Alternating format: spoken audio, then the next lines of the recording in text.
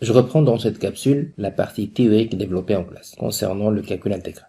La première activité est une approche graphique. On vous donne la fonction représentée par la courbe, donc f de x égale x carré, on reconnaît bien la parabole, et on vous donne une série d'autres fonctions représentées par leurs courbes respectives.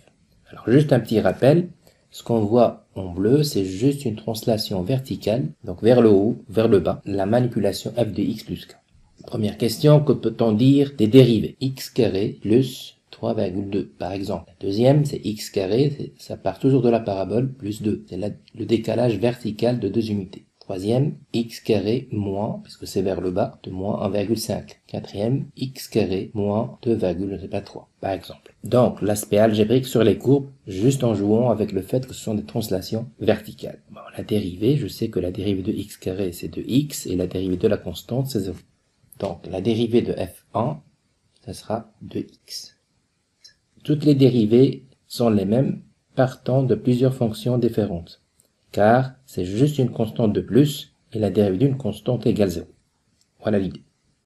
Je passe maintenant à une activité, disons, algébrique. On vous donne une fonction inconnue avec une condition sur la dérivée.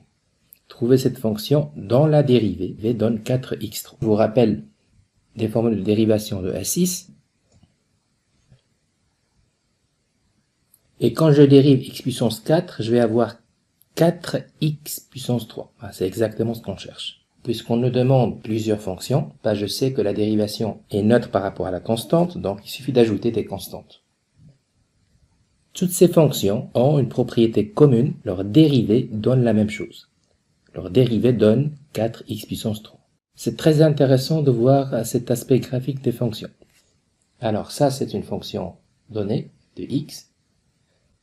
Et les primitives, c'est juste des translations de type vertical. Gardez ça en tête, une fonction va admettre une infinité de primitives. On passe maintenant à un peu de formalisme. Ce qu'on vient de voir, c'est-à-dire chercher ce grand f tel que f' de x égale petit f, il va prendre un terme mathématique très important, primitive. Si vous avez f de x, la primitive, ça sera grand f de x. Si vous prenez par exemple 1 comme fonction, quelle est la fonction dont la dérivée donne 1? C'est x par exemple, ou x plus 4.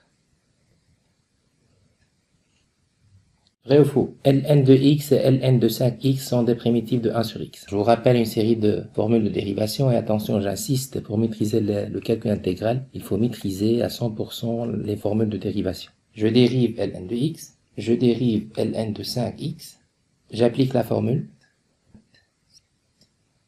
ça donne la même chose, donc je peux dire que Ln de x et Ln de 5x sont des primitives effectivement de 1 sur x. Je passe à B.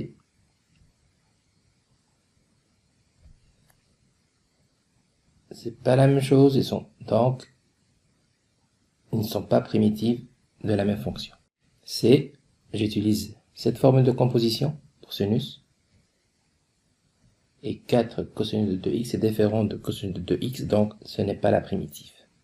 Encore un peu de formalisme. Une primitive de f, c'est juste une autre fonction dont la dérivée donne la même chose. Premier exemple, elle est là, fonction trigonométrique, sinus de x est primitive de cosinus de x car on dérive et on trouve la même chose. Je vais quand même multiplier des exemples. Je prends par exemple ex.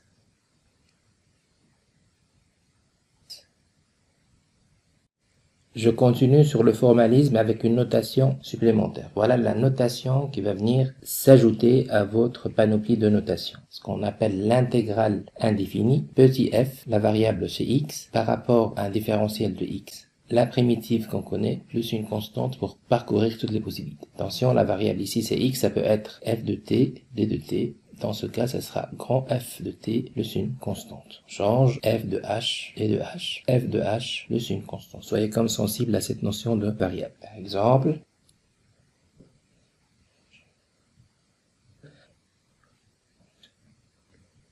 attention, c'est qu'on a d'une manière implicite une constante qui est 1. On ne le voit pas, mais elle est là. Donc ça sera la primitive de 1, c'est juste le x plus une constante. Voilà l'idée de cette écriture, ce qu'on appelle une intégrale indéfinie. Quand on définit un opérateur mathématique, on définit tout de suite ses propriétés. C'est très simple, c'est très intuitif. Il va garder l'esprit des propriétés que vous avez vues sur les dérivées. Par exemple, on sait que la dérivée d'une somme, c'est la somme des dérivées. Ça sera la même chose. Primitive d'une somme, c'est la somme des primitives. primitive d'une différence, c'est la différence des primitives. Attention, attention, on n'a pas cette propriété. Celle-là n'existe pas. On n'a pas non plus le quotient. Donc, quand on a une constante multipliée par une fonction, c'est le même esprit de la dérivée. Ça ne va pas vraiment affecter le calcul intégral. Si vous avez 2 f de x par exemple, 2 c'est une constante, ce 2 peut sortir et ça donne, j'ai combiné les trois dans ces trois exemples. Première étape, je peux décomposer, donc ça va faire même chose ici. Attention, on a 3 lettres, mais chaque lettre a un statut particulier. Dans ce contexte, c'est h la variable. Donc la lettre A est considérée comme étant une constante, la lettre B aussi, c'est une constante. Le h, par contre, c'est une variable, donc il va rester à l'intérieur de l'intégrale.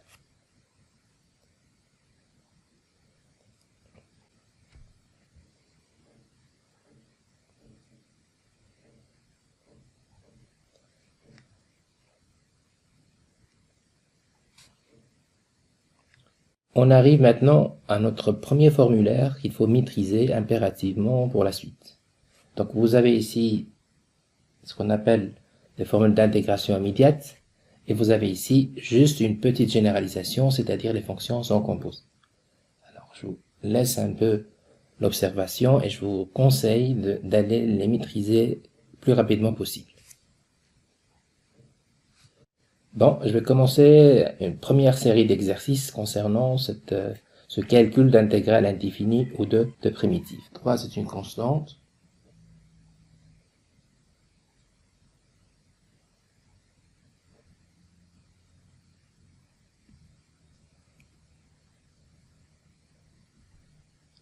Fonction rationnelle, je vois qu'il y a un bloc, un seul dans la partie dénominateur, donc je peux décomposer. Je reconnais des primitives immédiates après simplification. La primitive de 1 sur x carré, c'est juste moins 1 sur x, avec un moins, ça fait plus.